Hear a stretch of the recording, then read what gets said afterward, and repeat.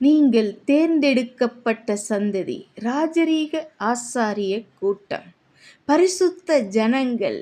நீ தள்ளப்பட்டிருப்பது போல் உணரலாம். உன்னை யாரும் மதிக்காதது போல் தோன்றலாம். யாரும் உன்னை கணக்கில் எடுத்துக்காதது போல் நினைக்கலாம். யாரோ ஒருவர் சொல்லி இருக்கலாம், இவனால் எதுவும் ஆகாது என்று.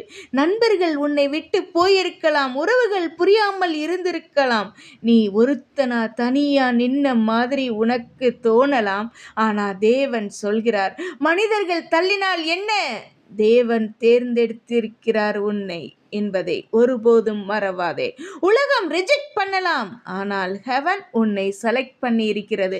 பரலோகம் உன்னை தேர்வு செய்திருக்கிறது என்பதை நினைவில் வை.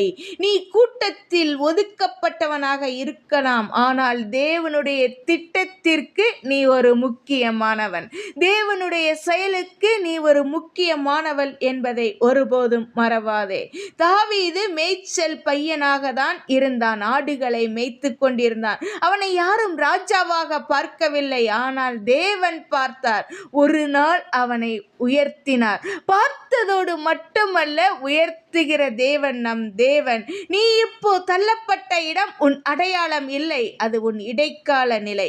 உன் மதிப்பு மனிதர்களின் கருத்தால் வராது, அது தேவனுடைய தேர்வால் வருகிறது என்பதை நினைவில் வை. நீ தள்ளப்பட்டிருக்கலாம், ஆனால் தேவனால் தேர்ந்தெடுக்கப்பட்டவன். அது போதும் உன் வாழ்க்கையில். கர்த்தாவே, மனிதர்கள் தள்ளினாலும் நீர் என்னை தேர்ந்தெடுத்திருக்கிறீர். என் மதிப்பை உலகத்தின் வார்த்தையில் அல்ல, உமது சத்தியத்தில் காண உதவி செய்யும். நான் உமக்கு சொந்தமானவன், நான் உமக்கு சொந்தமானவள் என்பதை என் உள்ளத்தில் ஆழமாக பதிய வையும் என்று சொல்லி நாம் தேவனை நோக்கி வேண்டுவோமா?